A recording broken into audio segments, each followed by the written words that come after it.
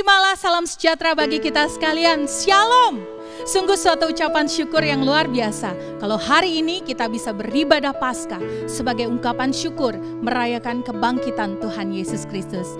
Bapak Ibu yang dikasihi oleh Tuhan, hari ini sangat istimewa karena tidak hanya orang tua bersama-sama dengan kita, tetapi juga anak-anak Sweetie Kids, Cornerstone Kids, dan teman-teman remaja dari Arise Generation. Betul kan Kak Andri? Benar banget, kita mau sama-sama menyapa teman-teman remaja. Halo teman-teman Arise Generation. Halo. Kita bersyukur dan bersuka cita kalau kita boleh sama-sama memuji Tuhan. Dan saya percaya teman-teman di rumah juga udah siap untuk memuji Tuhan. Dan hari istimewa ini gak cuma ada orang tua dan juga teman-teman Arise Generation, tapi juga ada anak-anak Sweetie Kids. Betul gak lo Sufeni? Bener loh Andri, lo Sufeni senang sekali melihat anak-anak Sweetie Kids, Cornerstone Kids, semuanya udah ganteng-ganteng, udah cantik-cantik, pasti udah siap untuk ibadah dong ya. Kalau gitu lo Sufeni mau denger suaranya yang paling semangat. Kalau lo Sufeni bilang, Kristus sudah bangkit, anak-anak menjawab, haleluya. Bisa? Kita coba ya. Kristus sudah bangkit. Haleluya. Kristus sudah bangkit. Haleluya. Wah, senang sekali ya. Hari ini kita berkumpul bersama dengan keluarga, kita mau beribadah bersama-sama.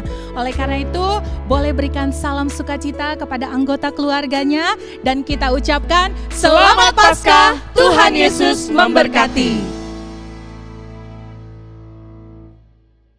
Jemaat yang dikasihi oleh Tuhan, saya undang kita untuk sama-sama berdiri.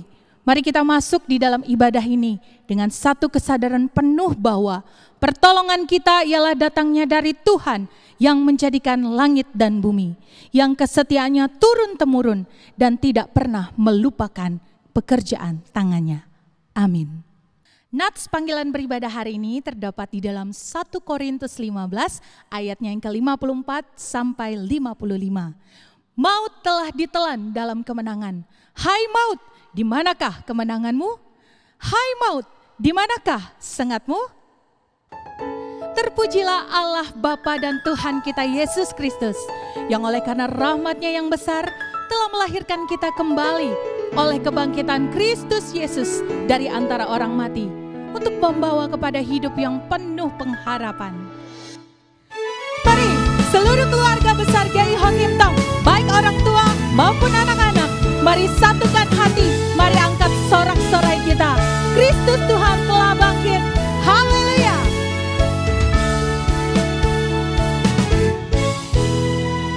Kristus Tuhan telah bangkit. Haleluya. Surga bumi memuji. Haleluya. Hai pujilah namanya.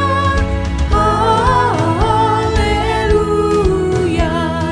Langit bumi menggema. Haleluya.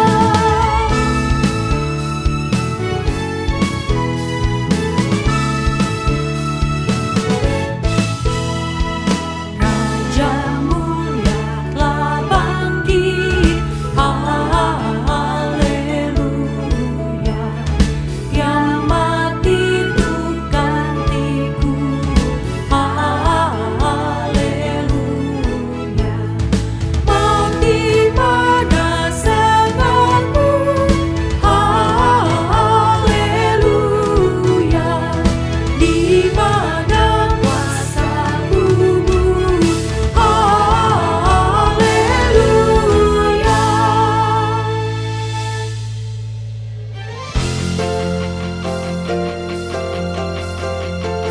Anak-anak semua, kita sungguh bersyukur karena kita mau memuji dan menyembah Tuhan kita yang sudah bangkit dari maut. Kalian siap? Mari kita rayakan. Rayakan, Yesus rayakan. Rayakan, Yesus rayakan. Rayakan, Yesus rayakan. Rayakan, Yesus rayakan. Dia bangkit, Dia bangkit.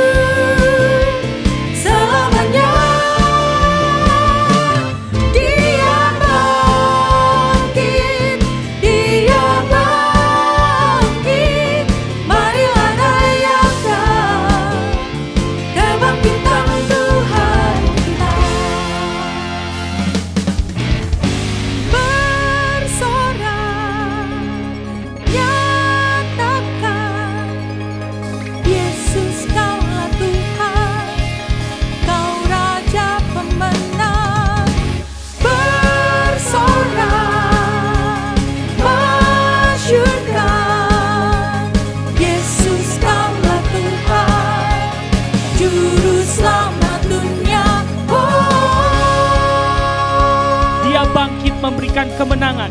Dia bangkit memberikan kita kekuatan. Kau batu karang yang teguh, kota benteng dan perisaiku, yang menang kalahkan maut, penyelamat yang bangkit dan hidup. Haleluya, haleluya, kekal mulia. Haleluya, haleluya, dahsyat berkuasa. Bersorak, nyatakan, Yesus kaulah Tuhan, Kau Raja pemenang. Bersorak, masyurkan, Yesus kaulah Tuhan, Juru Selamat dunia. Bersorak, nyatakan, Yesus kaulah Tuhan, Kau Raja pemenang. Bersorak, masyurkan, Yesus kaulah Tuhan, Juru Selamat dunia.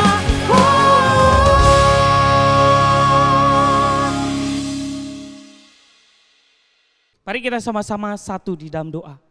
Bapa kami yang baik, Bapa kami yang kami sembah di dalam nama Tuhan Yesus Kristus. Kami bersyukur, kami berterima kasih karena kebaikan Tuhan, karena kuasa Tuhan yang Tuhan boleh nyatakan di tengah-tengah dunia ini. Tuhan boleh nyatakan di tengah-tengah kehidupan kami. Kami boleh merasakan kuasa kebangkitan itu ada bersama dengan kami. Dan kami ikut bersuka cita karena kami punya Tuhan yang hidup, Tuhan yang bangkit, Tuhan yang menjadi penyelamat, Tuhan yang memberikan kami pertolongan, Tuhan yang selalu akan memberikan kami kekuatan untuk melalui setiap harinya. Dan kami berdoa Tuhan, kami mengucap syukur untuk segala kasih, kebaikan yang Tuhan sudah nyatakan bagi kami. Dan kami tetap bersyukur Tuhan menyerahkan ke dalam tangan-Mu untuk segala pergumulan kami yang kami hadapi di tengah-tengah keluarga kami, yang kami hadapi di tengah-tengah pekerjaan kami. Kami menyadari bahwa tanpa Tuhan yang ada bersama dengan kami, kami tidak bisa melakukan banyak hal. Tetapi kami punya Tuhan yang bangkit, yang mempunyai kuasa. Kami berdoa Tuhan yang akan menolong setiap keluarga, Tuhan yang akan menolong setiap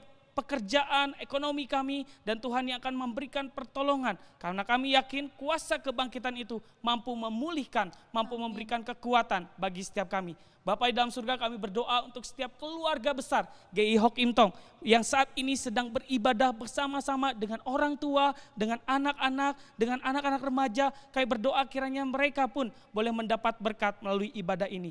Tuhan berkati karena kami siap untuk boleh menyembah Tuhan. Kami siap untuk diberkati oleh kebenaran firman-Mu, dan kami siap untuk bersuka cita karena Engkau bangkit dan hidup. Terima kasih Tuhan, di dalam nama Tuhan Yesus, Juru Selamat kami yang telah bangkit dan hidup, kami berdoa. Amin. Silakan duduk.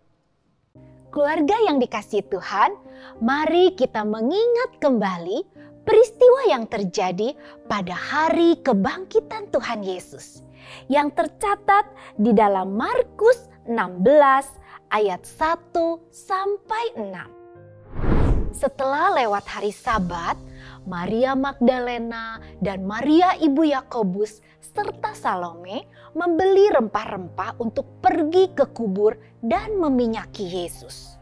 Dan pagi-pagi benar pada hari pertama minggu itu, setelah matahari terbit, pergilah mereka ke kubur. Mereka berkata seorang kepada yang lain, "Siapa yang akan menggulingkan batu itu bagi kita dari pintu kubur?" Tetapi ketika mereka melihat dari dekat, tampaklah batu yang memang sangat besar itu sudah terguling. Lalu mereka masuk ke dalam kubur dan mereka melihat seorang muda yang memakai jubah putih duduk di sebelah kanan. Mereka pun sangat terkejut. Tetapi orang muda itu berkata kepada mereka, "Jangan takut. Kamu mencari Yesus orang Nazaret yang disalibkan itu. Ia telah bangkit. Ia tidak ada di sini. Lihat, inilah tempat mereka membaringkan dia." Wah, ternyata Tuhan Yesus tidak selamanya mati. Tuhan Yesus bangkit. Ia hidup kembali. Hore! Ini berarti Tuhan Yesus menang melawan dosa dan kematian. Keluarga yang dikasihi Tuhan, mari semuanya bangkit berdiri. Papa, mama, anak-anak, kungkung, popo, ayo memuji Tuhan dengan semangat dan sukacita. Ikuti gerakan Lo Sesuci ya.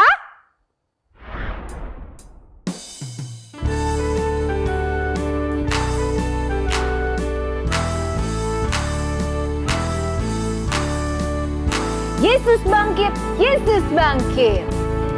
Yesus bangkit, Yesus bangkit. Menanglah, menanglah dari kematian, dari kematian. Senanglah, senanglah.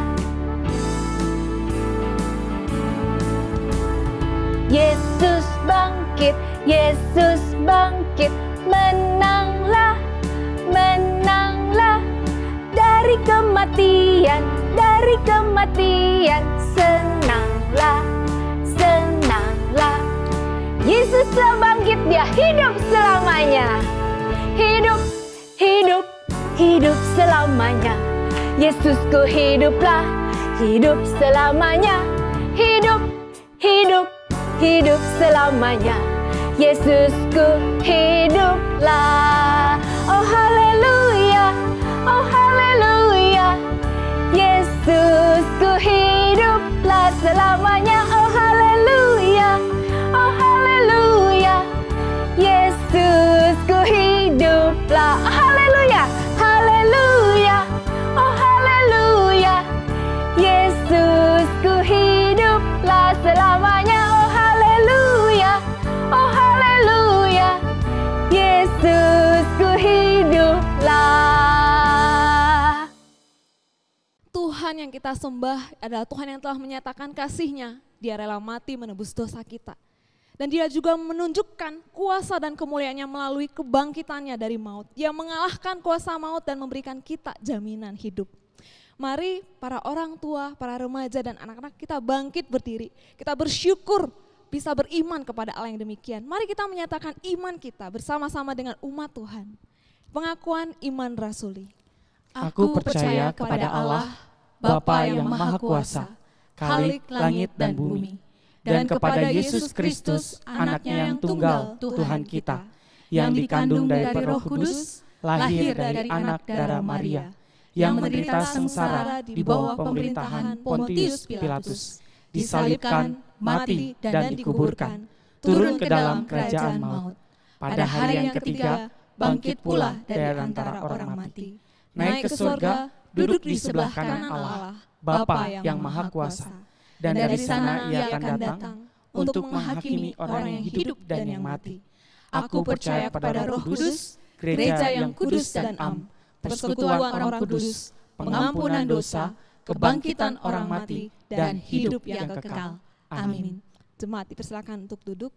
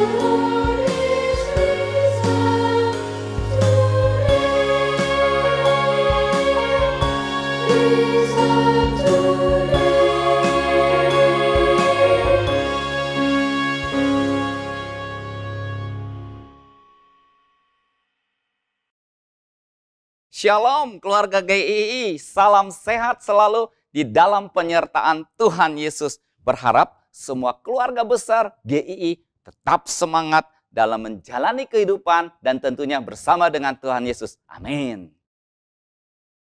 Hai semuanya, hai keluarga GII. Oh iya, perkenalkan, ini Toto. Ya, aku Toto. Senang sekali bisa bertemu dengan semuanya. Mau bilang hai sekali lagi boleh nggak? Boleh dong, silakan. Hai Rasani. Hai. Hai anak-anak, hai para remaja, hai para orang tua, hai opa oma, hai kongkong bobo, dan hai semua yang ada di rumah. Love you all. Kok sama anak-anak bilang anak-anak, kamu kan juga anak-anak. Oh iya, jadi panggil apa dong? Teman-teman. Oke, hai teman-teman alias anak-anak. Ada istilah baru lagi teman-teman alias anak-anak. Mas Roni, boleh tanya nggak? Boleh dong. Mas Roni takut nggak mati? Loh, kok tiba-tiba tanya tentang kematian? Habis kan sekarang banyak juga tuh yang meninggal karena COVID-19. Jadi Toto mulai berpikir tentang kematian. Kalau Toto mati bagaimana ya? Dan apa yang terjadi setelah kematian? Toto jadi takut nih. Sebenarnya bukan Toto saja yang takut. Banyak orang juga yang takut dengan namanya kematian. Karena kematian itu kan misterius. Apa? Serius? Bukan serius, misterius. Artinya banyak orang yang juga tidak tahu setelah kematian itu bagaimana dengan kehidupan selanjutnya. Nah ini yang Toto mau tanya juga. Setelah mati, bagaimana dengan kehidupan selanjutnya? Nah, sebenarnya juga banyak orang yang bertanya-tanya bagaimana dengan kehidupan selanjutnya setelah kematian. Dan mungkin juga Toto, orang-orang di rumah juga bisa bertanya hal yang sama. Tapi Toto, Suroni jadi teringat sebuah kalimat dari seorang pengkhotbah yang sangat terkenal pada abad 18, jadi hidupnya udah lama sekali, namanya D.L. Moody. Nah, Bapak D.L. Moody berkata demikian. Pak Roni bacakan ya Toto ya, dengarkan baik-baik. Dia berkata demikian. Suatu hari saudara akan membaca di surat kabar bahwa D.L. Moody telah meninggal dunia. Tetapi sebenarnya pada saat saya mati, saya akan lebih bahagia dari sekarang karena saya pindah ke alam baka saja. Pindah dari bumi ke rumah yang kekal atau surga. Wah, Toto jadi penasaran dengan kalimat Bapak D.L. Moody. Kok dia bisa mengatakan pada saat dia meninggal, dia akan lebih bahagia daripada sekarang? Apa maksudnya ya? Kok sepertinya setelah meninggal ada kehidupan yang lebih baik? Ya memang menarik sekali Toto perkataan Bapak D.L. Moody. Tetapi sebenarnya perkataan Bapak D.L. Moody ini didasarkan kepada keyakinan yang diajarkan Alkitab loh. Toto, mau mendengarkan nggak apa yang Alkitab ajarkan? Yup, mau banget. Dan Toto mau duduk di depan untuk mendengarkan penjelasan Lausaroni. Boleh? Boleh dong. Oke. Simsalabim. Toto berpindah. Tring. Keluarga GI yang dikasih Tuhan, perkataan D.L. Moody bukanlah suatu perkataan yang tidak ada dasarnya. Tetapi perkataan itu didasarkan kepada makna dari Paskah. Paskah merupakan satu kemenangan besar dan puncak dari penebusan Kristus. Puncak berarti paling top dari karya penebusan Kristus. Tidak ada Paskah, tidak ada kebangkitan. Maka penebusan tidak akan lengkap. Karena kalau Yesus hanya mati di kayu salib saja, maka sia-sialah atau percuma kepercayaan kita. Karena kita percaya kepada yang mati. Seperti yang dikatakan Paulus dalam 1 Korintus 15 ayat 17a. Jika Kristus tidak dibangkitkan, maka sia-sialah kepercayaan kamu. Karena itu perkataan malaikat kepada murid-murid Yesus yang datang ke kubur Yesus di dalam Markus 16 ayat 6. Kamu mencari Yesus orang Nazaret yang disalibkan itu. Ia telah bangkit. Ia tidak ada di sini. Ayat ini menyatakan satu kebenaran yang sangat penting. Kalimat ia tidak ada di sini. Di sini itu di mana? Di kuburan. Kuburan merupakan tempat berakhirnya seseorang di dalam kematian. Tetapi Yesus tidak berakhir di kuburan. Dia tidak ada di sini. Yang berarti Yesus tidak stop sampai di kuburan. Tetapi dia bangkit dan dia hidup. Wow! Inilah yang terpenting dan yang disebut puncak dari penebusan. Puncak penebusan karena Kristus tidak hanya mati di kayu salib untuk menggantikan hukuman dosa manusia, tetapi memberikan hidup yang kekal, yaitu surga. Seperti yang dikatakan di dalam Roma 6 ayat 23 yang berkata demikian. Upah dosa ialah maut, tetapi karunia Allah ialah hidup yang kekal di dalam Kristus Yesus Tuhan kita. Jadi, kebangkitan Yesus merupakan suatu bukti yang jelas akan adanya kehidupan setelah kematian.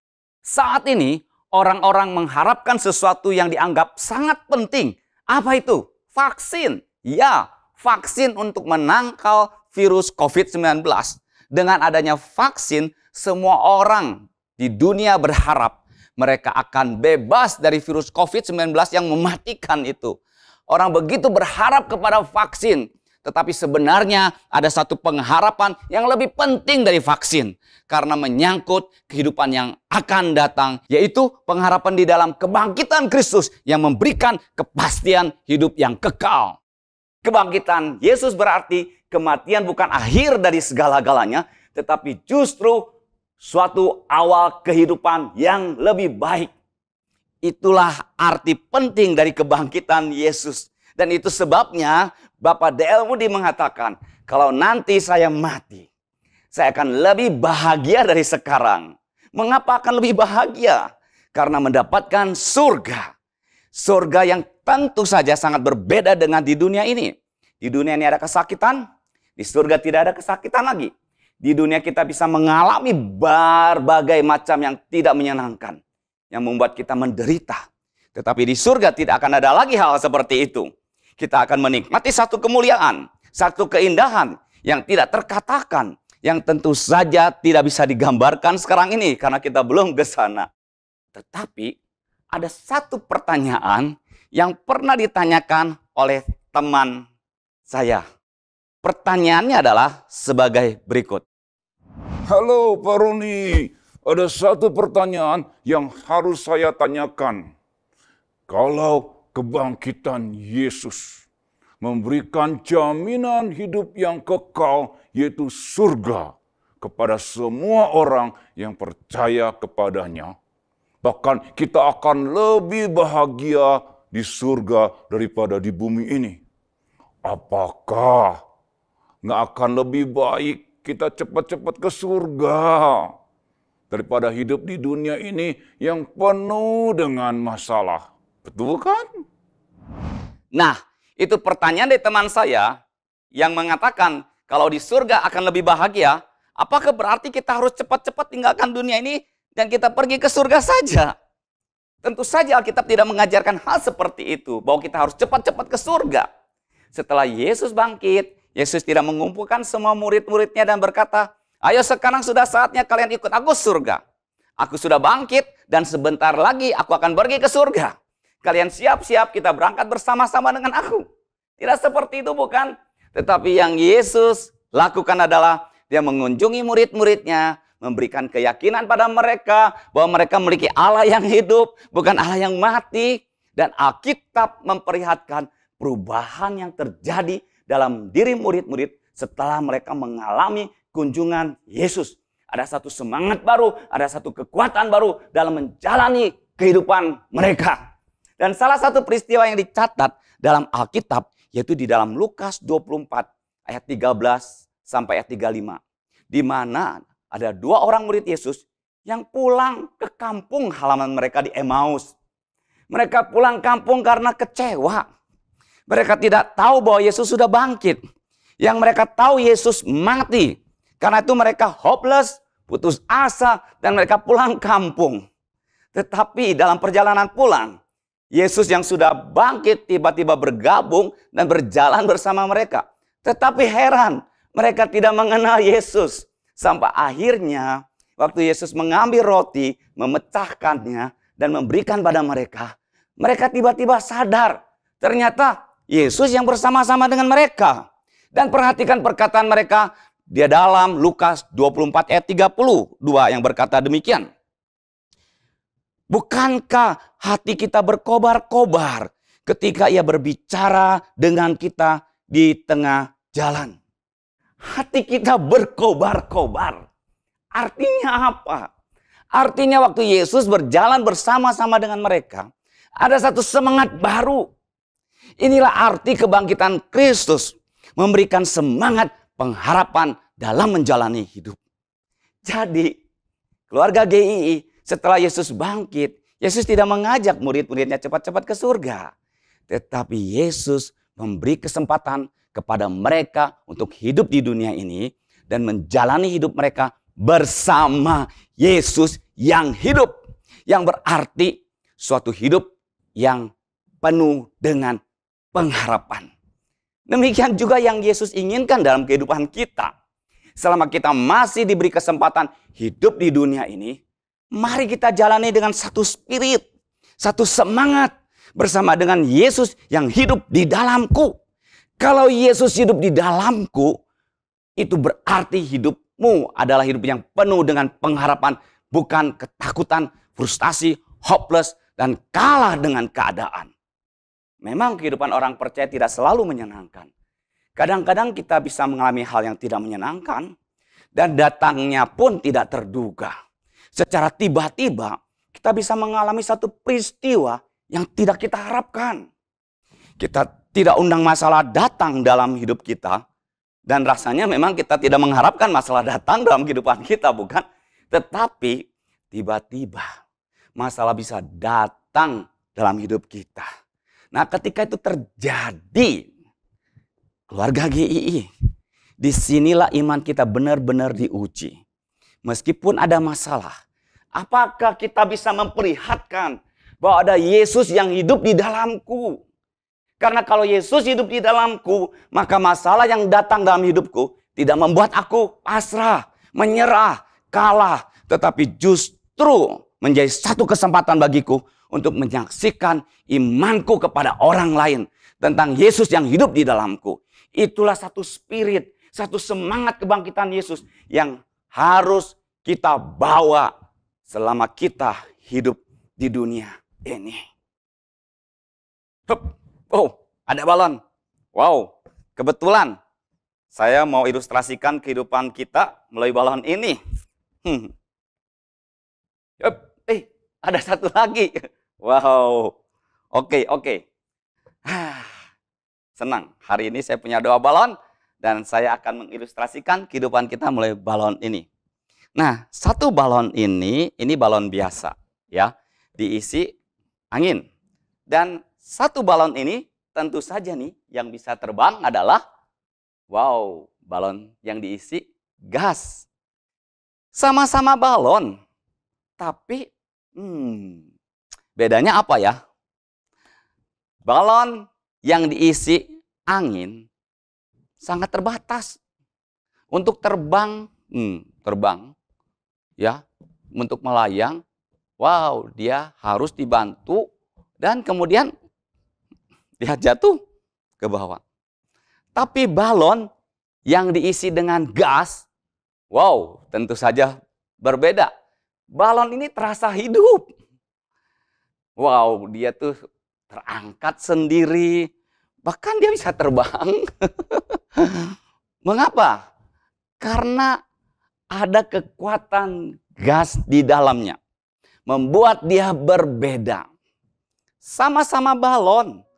Tetapi isinya berbeda, maka hasilnya pun berbeda. Kehidupan orang percaya yang memiliki Yesus yang di dalamnya harusnya seperti balon gas ini. Karena Yesus hidup di dalamnya, maka ada satu semangat berkobar-kobar. Ada satu kekuatan, ada satu pengharapan, bahkan bisa terbang tinggi. Bukan karena kita hebat, tetapi karena ada Yesus yang hidup di dalam hidup kita. Wow, iman orang percaya jangan seperti balon biasa yang tidak berdaya, mesti selalu diangkat untuk bisa melayang. Jadilah seperti balon gas yang siap terbang bersama Tuhan. Iman di dalam kebangkitan Kristus memang bukan iman yang biasa-biasa saja, tetapi luar biasa. Haleluya. Saya jadi teringat sebuah kisah yang ditulis oleh Philip Yancey, seorang penulis Amerika yang sangat terkenal dengan tulisan-tulisan spiritualnya. Nah, peristiwa itu terjadi di Afrika Selatan. Dalam sebuah pengadilan, seorang polisi kulit putih bernama Van der Broek mengakui perilaku kejamnya. Ia dan beberapa teman-temannya menembak seorang anak laki-laki berusia 8 tahun dan membakar tubuh anak itu untuk menghilangkan bukti. 8 tahun kemudian, Van der Broek kembali ke rumah yang sama dan menangkap ayah si anak. Istrinya dipaksa untuk menyaksikan suaminya diikat pada tumpukan kayu.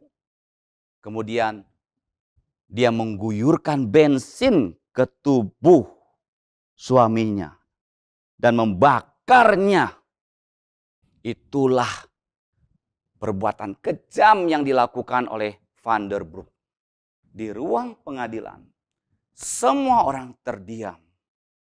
Ketika seorang perempuan yang sudah tua, yang telah kehilangan anak dan suaminya, diberi kesempatan untuk memberikan tanggapan. Apa yang akan Anda inginkan terhadap Tuan Van der Broek? Tanya hakim. Ibu ini mengalami masalah yang benar-benar berat dalam hidupnya. Anak dan suaminya dibunuh secara kejam. Ini kesempatan sebenarnya untuk membalas apa yang sudah dilakukan oleh pembunuh anak dan suaminya. Tetapi ibu itu menjawab sesuatu di luar dugaan. Dia mengatakan, saya menginginkan 3 hal. Yaitu yang pertama, saya ingin Van der Broek membawa saya ke tempat ia membunuh suami dan anak saya. Saya ingin mengumpulkan debu mereka untuk menguburkannya secara terhormat. Dengan kepala tertunduk, si pembunuh itu menganggukkan kepalanya. Tanda setuju. Kedua, permintaan saya yang kedua adalah Tuan Van der Broek telah mengambil seluruh keluarga saya. Dan saya masih memiliki banyak kasih yang ingin saya bagikan. Karena itu, 2 kali sebulan saya ingin Mr. Van der Broek datang ke kampung saya dan menghabiskan waktu 1 hari bersama saya agar saya dapat menjadi ibu baginya. Wow. Yang ketiga, permintaan ibu ini yang ketiga. Saya ingin Mr. Van der Broek tahu bahwa ia telah diampuni oleh Tuhan dan bahwa saya juga mengampuni dia. Saya ingin memeluknya sehingga ia dapat mengetahui bahwa pengampunan saya ini sungguh-sungguh. Setelah perkataan ibu itu, apa yang terjadi? Yang terjadi di ruang sidang, tiba-tiba beberapa orang berdiri dan mereka menyanyikan Amazing Grace. Sangat besar anugerahnya. Tetapi Tuan Van der Broek tiba-tiba terjatuh dan pingsan. Dia tidak menyangka bahwa perempuan itu akan memaafkan dirinya. Wow. Keluarga GI yang dikasih Tuhan. Apa yang kita bisa pelajari dari kisah ibu yang memaafkan orang yang membunuh anak dan suaminya? Ibu ini telah menyaksikan imannya tentang Yesus yang ada di dalam kehidupannya. Meskipun dia mengalami masalah yang tidak mudah dan sangat berat, tetapi dia harus membuktikan bahwa ada Yesus yang hidup di dalam hidupnya. Dan dia harus menyaksikan imannya melalui masalah yang terjadi dalam hidupnya. Yesus pernah mengajarkan tentang pengampunan. Ampunilah musuhmu. Maka ia memberikan pengampunan kepada orang yang sudah berbuat jahat terhadap keluarganya. Dan ketika dia melakukan hal tersebut, orang-orang bisa menyaksikan, ya, ada Yesus yang hidup di dalam ibu. Sehingga tidak heran keluarlah sebuah nyanyian. Amazing Grace, sangat besar anugerahnya. Keluarga GII, masalah yang terjadi dalam hidup kita tentu saja akan berbeda-beda. Mungkin anak-anak, para remaja, dan para pemuda yang masih studi, kalian mungkin mengalami kesulitan belajar karena masih harus belajar online. Dan kesulitan-kesulitan lainnya. Kalian juga mungkin kesal dengan kondisi yang ada sekarang ini. Ada keluarga-keluarga yang mengalami kesulitan keuangan, kesulitan dalam pekerjaan, sakit penyakit, dan masalah-masalah lainnya yang tak terduga yang datang di dalam kehidupan kita dan juga di dalam keluarga kita. Bagaimana kita menyikapinya? Berkaca dari kisah ibu yang saya ceritakan tadi. Hadapi tantangan tersebut. Jangan kalah atau mengalah pada keadaan. Tetap perlihatkan dan saksikan iman sejati kita bahwa Yesus hidup di dalamku. Apapun yang terjadi, aku akan saksikan kepada semua orang bahwa inilah imanku yang sebenarnya di dalam Yesus. Iman yang bukan bergantung kepada keadaan, tetapi iman yang bisa memancarkan ada Yesus di dalamku. Dengan demikian, kita bisa menceritakan tentang Yesus melalui kisah hidup kita kepada banyak orang. Wow! Jika ini terjadi dan ketika kita akan pergi dari dunia ini, kita bisa berkata seperti yang dicatat di dalam 2 Timotius 4 ayat 7. Aku telah mengakhiri pertandingan yang baik. Aku telah mencapai garis akhir. Dan aku telah memelihara iman. Aku telah mengakhiri pertandingan yang baik, artinya aku sudah menyelesaikan perjalanan hidup ini dengan baik.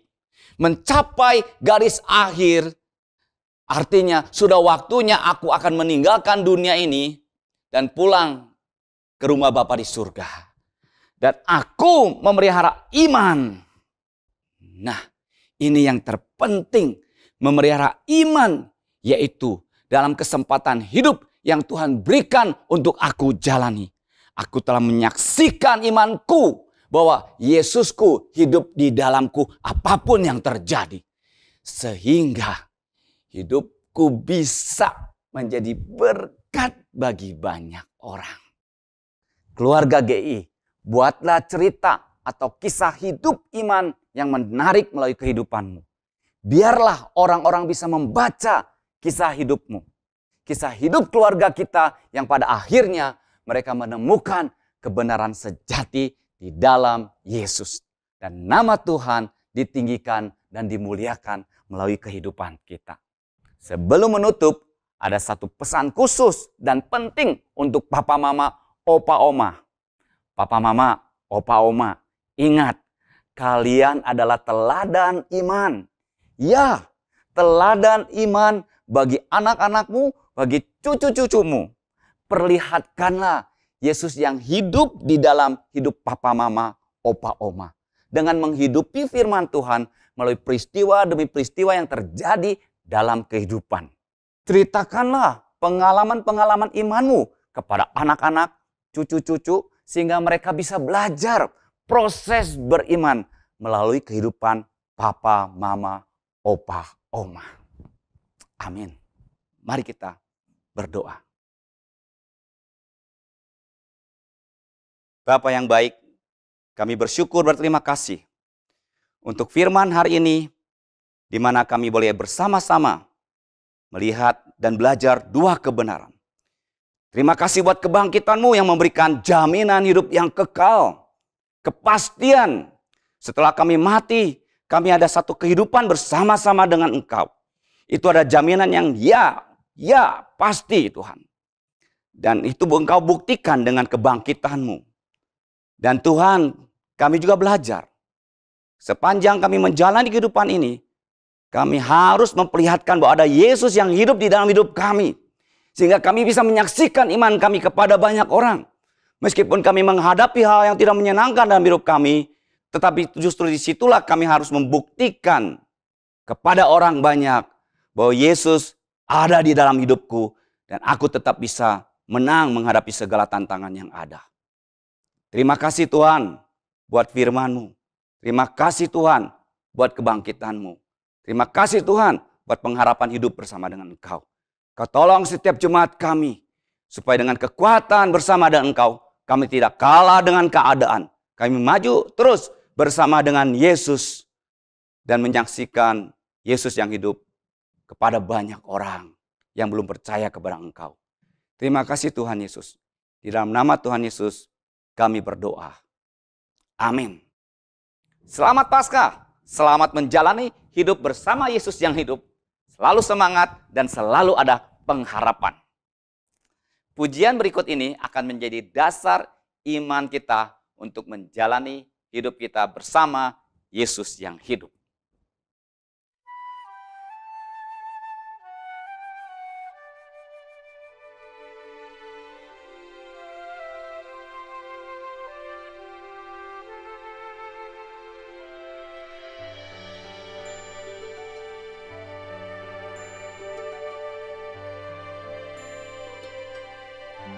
Namanya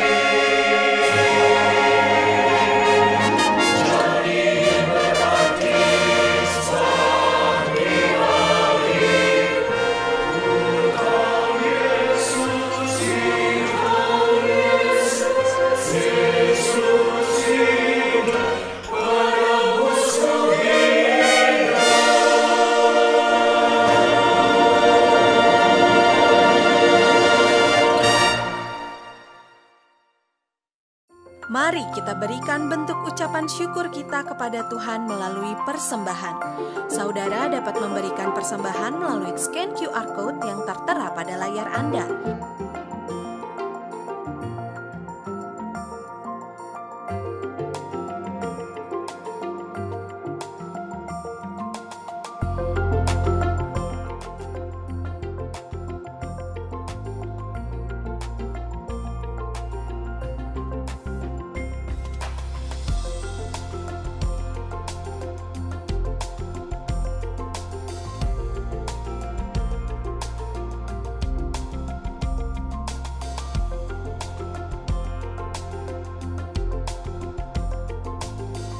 Kebaktian doa dapat Anda ikuti melalui online streaming setiap hari Rabu.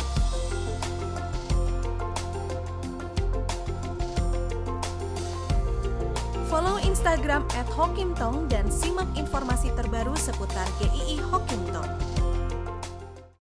Jemaat yang kasih Tuhan, mari kita berdoa dan menyerahkan persembahan kita kepada Tuhan. Bapa di surga, kami bersyukur, berterima kasih. Sampai saat ini kami masih tetap diberikan kesempatan untuk berbagian memberikan persembahan bagi pekerjaan Tuhan. Tuhan berkati setiap jemaat kami tidak mengalami pergumulan di dalam pekerjaan yang ada.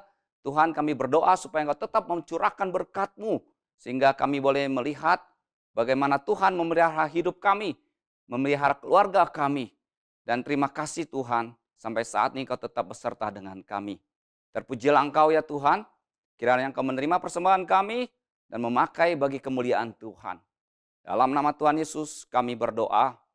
Amin. Jemaat yang dikasihi Tuhan, terimalah berkat daripada Tuhan.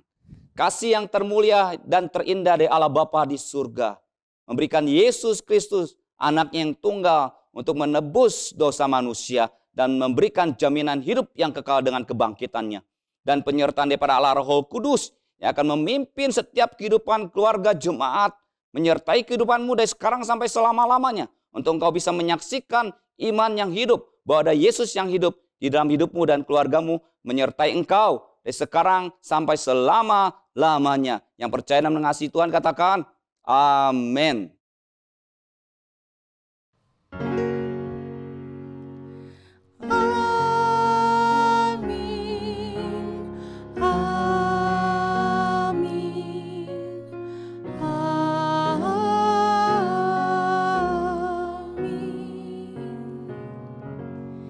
Ibadah kita telah selesai, jemaat dipersilakan untuk duduk dan bersaat teduh. Tuhan Yesus memberkati.